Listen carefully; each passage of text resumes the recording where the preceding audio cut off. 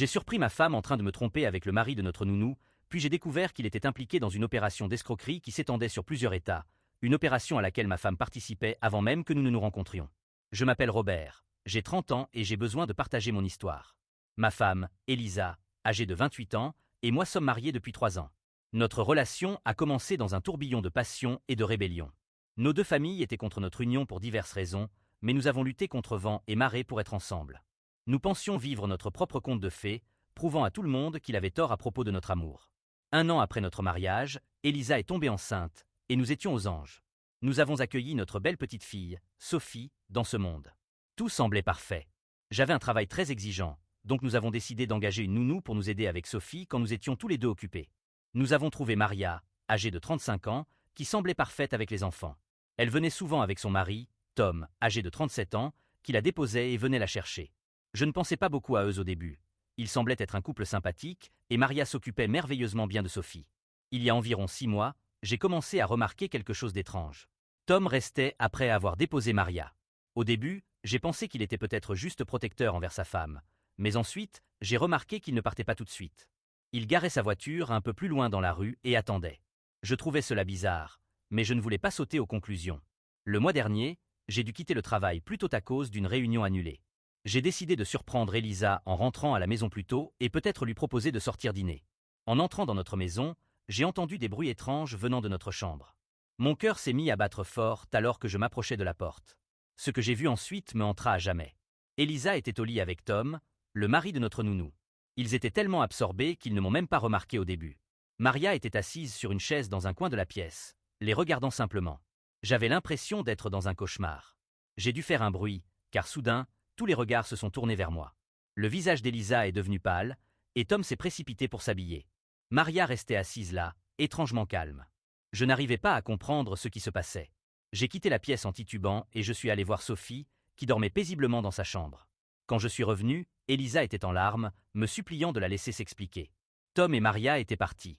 Je ne pouvais même pas regarder ma femme. Je lui ai demandé depuis combien de temps cela durait. Elle m'a avoué que cela faisait des mois, mais le véritable choc est venu lorsqu'elle m'a dit qu'elle payait Maria en extra pour permettre cet arrangement. Ma femme, la mère de mon enfant, payait notre nounou pour la laisser me tromper avec le mari de la nounou. Le niveau de trahison et de tromperie était au-delà de tout ce que j'aurais pu imaginer. J'étais complètement anéanti. La femme pour qui j'avais tant lutté, celle que je pensais être mon âme sœur, m'avait trahi de la pire façon possible. Je voulais partir immédiatement, mais le visage de Sophie m'est apparu dans mon esprit. Elle était innocente dans tout cela, et je ne pouvais pas supporter l'idée qu'elle grandisse dans une famille brisée. Contre mon meilleur jugement, j'ai décidé de donner une seconde chance à Elisa, pour Sophie. J'ai établi des règles strictes. Maria et Tom étaient définitivement hors de nos vies. Elisa devait être totalement transparente avec son téléphone et ses réseaux sociaux, et nous devions commencer une thérapie de couple immédiatement. Elisa acceptait tout cela en pleurant et en promettant qu'elle changerait. Elle jurait que c'était un moment de faiblesse qui avait dégénéré. Je voulais la croire, mais chaque fois que je la regardais, tout ce que je pouvais voir, c'était elle avec Tom. Les mois suivants ont été un enfer. Je mourais à l'intérieur chaque jour. La confiance était complètement brisée, et peu importe à quel point Elisa essayait, je ne pouvais pas me débarrasser des sentiments de haine et de dégoût qui s'étaient enracinés dans mon cœur. Mais je faisais bonne figure pour Sophie, essayant de créer une apparence de normalité dans notre maison. Je me suis plongé dans le travail et passais chaque moment libre avec Sophie. Elisa et moi ne parlions presque pas, à part ce qui était nécessaire pour coparentaliser. Les séances de thérapie étaient douloureuses et semblaient inutiles. Comment reconstruire quelque chose qui avait été si complètement détruit? 2 ans se sont écoulés dans cet état misérable. Je pensais faire la bonne chose en maintenant notre famille unie, mais je ne faisais que prolonger ma propre souffrance. Puis, alors que je pensais que les choses ne pouvaient pas empirer, elles l'ont fait. Mon ami Jacques m'a appelé la semaine dernière. Il avait vu Elisa au centre commercial, et elle n'était pas seule. Elle était avec Tom, main dans la main, et ils semblaient être un couple. Jacques m'a envoyé une photo, et mon monde s'est de nouveau effondré. Je me suis confronté à Elisa dès qu'elle est rentrée à la maison. Au début, elle a essayé de nier, disant que Jacques avait dû se tromper. Mais quand je lui ai montré la photo, elle a craqué. Elle a avoué qu'elle n'avait jamais cessé de voir Tom, que les sorties shopping et les soirées entre filles étaient des mensonges. Elle vivait une double vie depuis tout ce temps. Jean avait fini. Plus de seconde chance, plus de sacrifice de mon bonheur pour un mariage raté. Je lui ai dit de faire ses valises et de partir. Elle a supplié, disant qu'elle changerait pour de vrai cette fois, mais je n'en avais plus rien à faire. J'ai contacté un avocat pour divorcer, et nous avançons dans les démarches. Je me bats pour obtenir la garde complète de Sophie, étant donné l'infidélité et la tromperie d'Elisa. Mon avocat pense que nous avons un dossier solide. Je ne lui verserai pas un sou de pension. Elle a fait son choix, et maintenant, elle doit vivre avec les conséquences. Je sais que le chemin à venir ne sera pas facile, surtout pour Sophie, mais je ne peux plus vivre ce mensonge. Je préfère être un père célibataire heureux qu'un mari misérable. Je partage cette histoire parce que j'ai besoin de soutien et de conseils. Comment puis-je avancer à partir de maintenant? Comment expliquer tout cela à Sophie quand elle sera plus grande? Et surtout, comment puis-je à nouveau faire confiance à quelqu'un après un tel niveau de trahison? Mise à jour 1. Cela fait 2 semaines depuis ma dernière publication, et je tiens à remercier tout le monde pour leur soutien et leurs conseils. Beaucoup de choses se sont passées, et j'essaie encore de tout comprendre. Premièrement, les procédures de divorce avancent bien. Mon avocat est confiant sur notre dossier pour obtenir la garde complète de Sophie. Elisa a déménagé et réside actuellement chez ses parents. Il m'appelle sans cesse pour essayer de me convaincre de lui donner une autre chance, mais je reste ferme. Voici maintenant où les choses prennent une tournure inattendue. Vous vous souvenez de Maria, notre ancienne nounou? Eh bien, elle m'a contacté la semaine dernière pour me demander de la rencontrer. J'étais hésitant au début, mais elle a insisté sur le fait que c'était important. Nous sommes rencontres dans un café, etc. Chuel émettait de nouveau bouleverse mon monde. Maria m'a avoué qu'elle et Tom travaillaient ensemble depuis des années pour arnaquer des couples. Ils trouvaient des couples où l'un des partenaires était vulnérable ou mécontent, et Tom les séduisait. Maria utilisait ensuite cela comme un moyen de chantage pour extorquer de l'argent à la personne infidèle. Dans notre cas, Elisa était tombée dans leur piège sans le savoir. J'étais abasourdi. Maria m'a montré des preuves, des messages, des transferts bancaires et même quelques vidéos que j'ai refusé de regarder. Elle m'a dit qu'elle se confessait parce qu'elle ne pouvait plus vivre avec cette culpabilité. Apparemment, notre situation l'avait plus touchée que les autres, en raison de Sophie. Bien que cela n'excuse pas les actions d'Elisa, car elle a quand même choisi de tromper, cela ajoute une autre couche à toute cette affaire sordide. Maria m'a expliqué qu'Elisa avait essayé de mettre fin à tout cela plusieurs fois, mais qu'il avait menacé de tout révéler si elle ne continuait pas à payer et à entretenir la liaison. Je lui ai demandé pourquoi elle me racontait tout cela maintenant. Elle m'a répondu que Tom l'avait quittée pour une autre femme, une de leurs cibles récentes, et qu'elle voulait se venger. Elle est prête à témoigner lors de nos procédures de divorce, ce qui, selon mon avocat, pourrait changer la donne. Je suis encore en train de traiter toutes ces informations. D'un côté, je ressens une petite pitié pour Elisa, sachant qu'elle a été manipulée et victime de chantage. D'un autre côté, elle a tout de même fait le choix initial de me tromper, et elle m'a menti pendant des années. La trahison est toujours présente, même si les circonstances sont plus complexes que ce que je croyais. J'ai informé mon avocat de cette nouvelle tournure des événements, et nous l'intégrons dans notre stratégie. Nous envisageons également de poursuivre Tom et Maria pour leur escroquerie. Elisa ne sait pas encore que je suis au courant de tout cela. Une partie de moi veut la confronter pour voir si elle me dira enfin toute la vérité, mais une autre partie de moi veut juste en finir avec tout cela et passer à autre chose. Sophie se porte bien, tout bien considéré. Elle est encore trop jeune pour comprendre ce qui se passe, mais elle demande parfois après sa mère. Cela me brise le cœur, mais je sais qu'à long terme, c'est mieux que de vivre dans une maison pleine de mensonges et de ressentiments. Je me concentre sur le fait d'être le meilleur père possible. J'ai pris un peu de temps libre pour passer du temps avec Sophie, et cela nous fait du bien à tous les deux. Mes parents ont été d'une aide précieuse, venant souvent m'aider avec la garde de Sophie et me soutenant émotionnellement. Quant à moi, je suis toujours en colère et blessé, mais je suis déterminé à en sortir plus fort. J'ai commencé à voir un thérapeute pour travailler sur mes problèmes de confiance et pour m'assurer d'être dans le meilleur état mental possible pour m'occuper de Sophie. Je ne sais pas encore quelle sera ma prochaine étape. Dois-je confronter Elisa avec ces nouvelles informations? Dois-je simplement laisser les avocats tout gérer? Et comment pourrais-je expliquer tout cela à Sophie quand elle sera plus grande? Merci encore à tous pour votre soutien pendant cette période difficile. Mise à jour 2. Cela fait un mois depuis ma dernière mise à jour, et la situation a évolué de manière inattendue. Je tiens encore une fois à remercier tout le monde pour leur soutien et leurs conseils. Ils ont été inestimables pendant cette période difficile. Après mûre réflexion, j'ai décidé de confronter Elisa avec les informations que Maria m'avait données.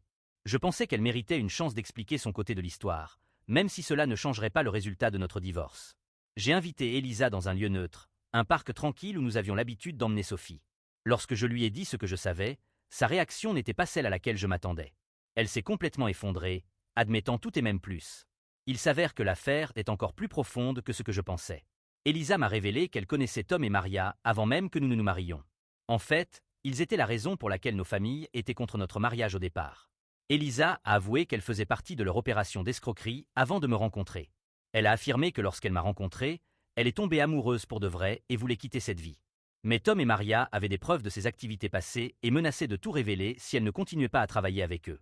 Toute notre relation, depuis le tourbillon de romance jusqu'à la rébellion contre nos familles, avait été orchestrée dans le cadre de leur arnaque. Elisa a dit qu'elle était réellement tombée amoureuse de moi et voulait construire une vraie vie ensemble, mais qu'elle ne pouvait pas échapper à son passé. L'affaire avec Tom, les paiements à Maria, tout cela faisait partie de leur jeu tordu. Elisa a affirmé qu'elle avait essayé de trouver une issue pendant des années, mais chaque fois qu'elle essayait de mettre fin à tout cela, il la menaçait de tout révéler, non seulement à moi, mais aussi à la police. J'étais sans voix. La femme que je pensais connaître, la vie que je pensais avoir construite avec elle, tout cela était basé sur des mensonges. Chaque souvenir heureux, chaque étape importante que nous avions franchie ensemble, tout était entaché par cette révélation. Elisa m'a supplié de lui pardonner, disant qu'elle avait voulu me dire la vérité tellement de fois, mais qu'elle avait trop peur de tout perdre. Moi, Sophie, sa liberté.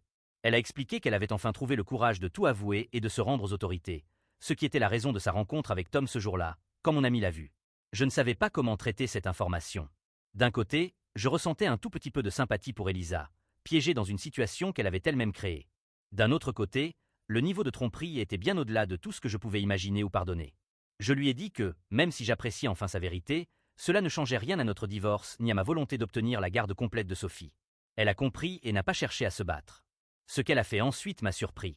Elisa m'a dit qu'elle allait se rendre à la police et fournir des preuves contre Tom et Maria pour démanteler toute leur opération. Elle voulait faire amende honorable, même si cela signifiait passer du temps en prison. Je suis encore en train d'essayer de comprendre tout cela. Mon avocat travaille jour et nuit pour naviguer dans cette situation complexe. Nous coopérons avec les autorités pour démanteler l'opération de Tom et Maria, qui s'étend apparemment sur plusieurs États et a touché de nombreuses familles. Quant à Sophie, je suis plus déterminé que jamais à la protéger de tout cela. Mes parents ont été formidables, offrant leur aide pour m'aider à élever Sophie pendant que je démêle tout ce chaos. Je leur suis extrêmement reconnaissant, surtout maintenant que je comprends pourquoi ils étaient si opposés à mon mariage avec Elisa dès le départ. Je suis en colère, blessé, et je me sens comme un parfait imbécile. Mais je ressens aussi un certain soulagement. Au moins, maintenant, je connais toute la vérité, aussi laide soit-elle. Je peux enfin commencer à guérir et aller de l'avant, sans doute ni et si. Mon objectif maintenant est de me concentrer sur Sophie et de lui offrir un environnement stable et aimant. Je travaille également sur moi-même, poursuivant ma thérapie pour traiter tout cela et m'assurer que je ne transporte pas ce bagage dans de futures relations. Je sais que le chemin à venir sera difficile, surtout quand il s'agira d'expliquer tout cela à Sophie lorsqu'elle sera plus grande. Mais je m'engage à être honnête avec elle, de manière adaptée à son âge, et à lui montrer qu'il est possible de surmonter les défis les plus difficiles. Merci encore à tous pour votre soutien constant. Si quelqu'un a déjà traversé des situations familiales aussi complexes, j'apprécierais tout conseil pour avancer, surtout en ce qui concerne la coparentalité avec quelqu'un qui fait face à des problèmes juridiques. Mise à jour 3. Cela fait 6 mois depuis ma dernière mise à jour, et je voulais partager comment les choses ont évolué. Beaucoup de choses ont changé, et même si cela n'a pas été facile, je sens enfin que je suis sur un chemin vers la guérison et un avenir meilleur. Tout d'abord, les aspects légaux. Elisa a tenu parole et s'est rendue aux autorités. Elle a fourni des preuves accablantes contre Tom et Maria, ce qui a conduit à leur arrestation et à la révélation d'une vaste escroquerie interétatique. L'affaire est toujours en cours, mais il semble qu'ils feront face à des peines de prison importantes. Quant à Elisa, en raison de sa coopération et des circonstances de son implication, elle a obtenu un accord de plaidoyer. Elle purgera une peine, mais pas aussi longue que celle de Tom et Maria. Elle devra également payer des indemnités aux victimes de leurs escroqueries. Notre divorce a été finalisé il y a 3 mois. Compte tenu des circonstances, le juge m'a accordé la garde complète de Sophie. Elisa a des droits de visite supervisés pour le moment, qui seront réévalués après qu'elle aura purgé sa peine. Sophie se porte bien, tout bien considéré. Elle est encore trop jeune pour comprendre les complexités de la situation, mais elle sait que sa maman a fait quelque chose de mal et qu'elle doit s'absenter pendant un certain temps. J'ai travaillé avec un psychologue pour enfants afin de m'assurer que nous gérons cela de la meilleure manière possible pour son bien-être émotionnel. Mes parents ont été mon pilier tout au long de cette épreuve. Ils ont déménagé plus près pour m'aider avec Sophie, et leur soutien a été inestimable. J'ai également renoué avec de vieux amis qui se sont montrés incroyablement solidaires. Quant à moi, je suis encore en train de digérer tout cela, mais je suis dans un bien meilleur état d'esprit maintenant. La thérapie a été cruciale pour m'aider à surmonter mes problèmes de confiance et de colère. J'apprends à pardonner, non pas pour le bien d'Elisa, mais pour ma propre paix intérieure et pour l'avenir de Sophie. Je me suis investi totalement dans mon rôle de père. Sophie et moi avons de sormais nos petites routines, et voir son surar et la voir grandir, malgré tout ce que SS passé, me donne de la force chaque jour. Mon travail a été compréhensif tout au long de cette épreuve. J'ai réduit mes heures de travail pour me concentrer sur Sophie, et ils ont soutenu cette décision.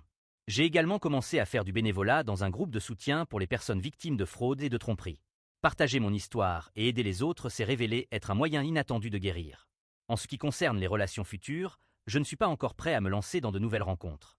Mon objectif est de continuer à me concentrer sur Sophie et sur ma propre guérison. Lorsque le moment sera venu, je sais que j'aborderai les relations avec une perspective plus saine. En regardant en arrière, je réalise à quel point j'étais naïf, mais je ne me blâme plus. J'ai appris des leçons précieuses sur la confiance, le pardon et la résilience. Je m'engage à enseigner ces leçons à Sophie au fur et à mesure qu'elle grandit, afin de l'aider à naviguer dans la complexité de la vie et des relations. À tous ceux qui ont suivi mon histoire et offert leur soutien et leurs conseils, merci infiniment. Vos mots ont été une source de réconfort et de force pendant les moments les plus sombres. À ceux qui traversent des situations similaires, mon conseil est le suivant. Il est normal de se sentir blessé, en colère et trahi, mais ne laissez pas ces sentiments vous consumer. Concentrez-vous sur ce qui compte vraiment. Dans mon cas, c'est Sophie. Et rappelez-vous qu'il est possible de se reconstruire et de retrouver le bonheur, même après avoir traversé les épreuves les plus dévastatrices.